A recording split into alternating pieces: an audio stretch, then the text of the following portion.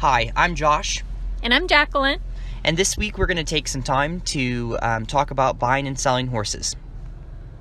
So, what are some of the top tips that you have for buyers? I think, being a buyer myself, some personal tips that I can give to anyone listening would be really make sure that you don't settle on your first horse that you try. I know as a buyer you're excited to be able to shop and it gets really exciting, but what I've learned is getting caught up in the moment. Sometimes you can make bad decisions, so I always try to say, okay, I'm going to sit on 15 horses, and even if I'm in love with number 3, I still follow through with riding all 15 of them so that I know that I've done a good job in seeing what else is out there. Do you find that, or has it ever happened where you've really liked a horse but you wanted to try other ones first, and when you came back to it, the horse was no longer available? I haven't personally had that happen. I've had other people that have had that happen. So I think the biggest, if it's in a time case, what you can really do in those situations and tell the owner that I'm very interested. If you have anyone else that is interested, I would like to have, the first right of refusal. And a lot of times then they'll hold the horse, and let's say you're, on number 10 of your 15.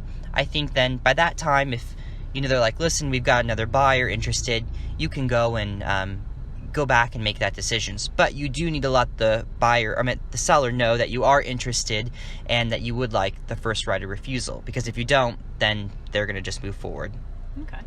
Yeah, and so I think another big tip you need to do is make sure that you use your vet. A lot of people, when they go to the seller, the seller will give them a vet name. Well, we hope that people aren't like this, but a lot of times some of the big riders and trainers out there, they are able to they have connections with these vets, and we want everything to be ethically okay. So to get around that, what you do is say, no, this is the vet I want to use. I would just be very cautious when the seller offers this is the vet you should use to do the pre-purchase. Is it the case where maybe that vet would conceal things that are wrong, or potentially? Yes, and a lot of horse people aren't this way, but the few that are, there's times where the vet can be making a commission off the sale. So, the vet may just keep some things quiet about past history, or, may even doctor a result. I mean, it's happened, and so I'm just very cautious, especially when I'm spending my own money. Yeah, so when you do your own vet check, obviously you want somebody who's going to be very, very thorough. Exactly, and not have any, bias, that they know what you want. And I think that's another important thing. Everyone, no horse is going to vet check perfectly, so you have to decide, am I going to be riding Rolex or Grand Prix, or is this horse going to be a lower level horse that maybe I'm not riding as often? And then you decide, well, what can I handle or what can I not handle depending on what the horse is doing. Okay. So I think, as a buyer, those are really important things to keep in mind. And I think as a seller, and I've been on this end of it as well, you want to make sure that you're very prepared so that when your buyer asks questions, you don't have to think about it. You can just roll it right off the tongue and sound very confident. I also think that as a seller, you need to do your homework. Have your own pre-purchase done, when you are thinking about selling the horse, so that you know that if their vet finds a problem, you are already able to say, what, I've looked, it's not a surprise, and you can help kind of talk them through how this can be handled or taken care of. Well, and that can probably also factor into your pricing of the horse too, because if you know in advance, okay, this horse, has an issue that my vet identified, well, maybe you can, post the asking price of the horse a bit higher than what you're actually expecting to get, assuming that, their vet check is going to show up the same thing, and that gives you a little bit of bargaining room, right? Exactly. And, on the other end of that, if you've got something very detrimental that you find, you may just decide, well, I really need to be realistic about the price as well. So I think you've got both rooms where you can, put the price up a little bit so you have some negotiation room, like you were saying, Jacqueline. And then also, though, if it's something like, okay, this is really a big deal, it's a good thing you find that out early on so that you don't spend so much time and money trying to sell this horse. Right.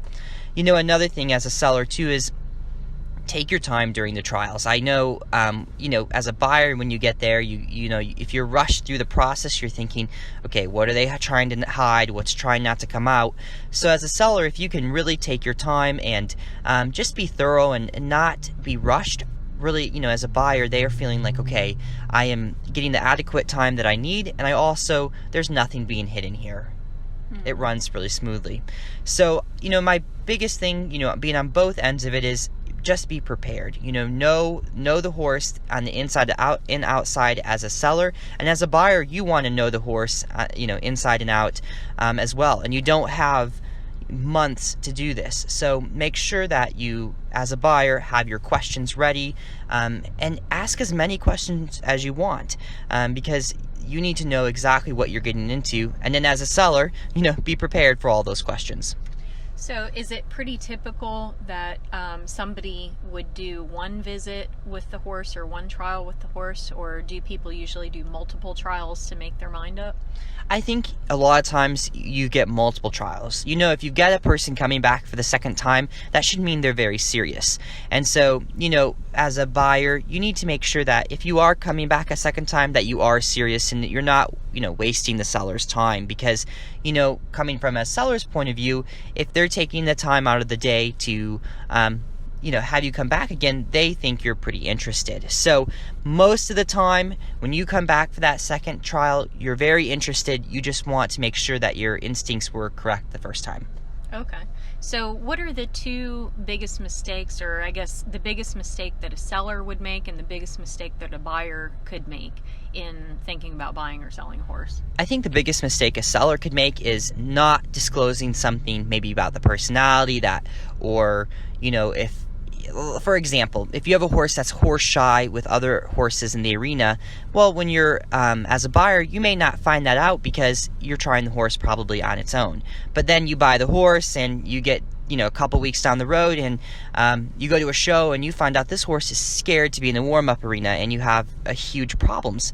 As a seller, you want to disclose that ahead of time because it's your name and your reputation. If you are going to sell horses, multiple horses, it just takes the word to get around that you're not honest, and that will just, you won't have any more sales. And then I think the biggest mistake as a buyer you can make is not being patient. It's very exciting to be buying horses, and I think just being patient, and also, if you're being pushed by the seller, I think a lot of times, sellers get a yank and they say, oh, I've got multiple people looking at the horse.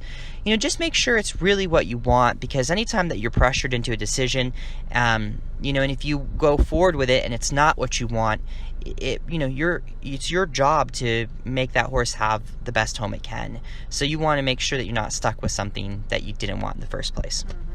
Good info. Thanks, Josh. So, all right, we'll see you guys soon. Bye.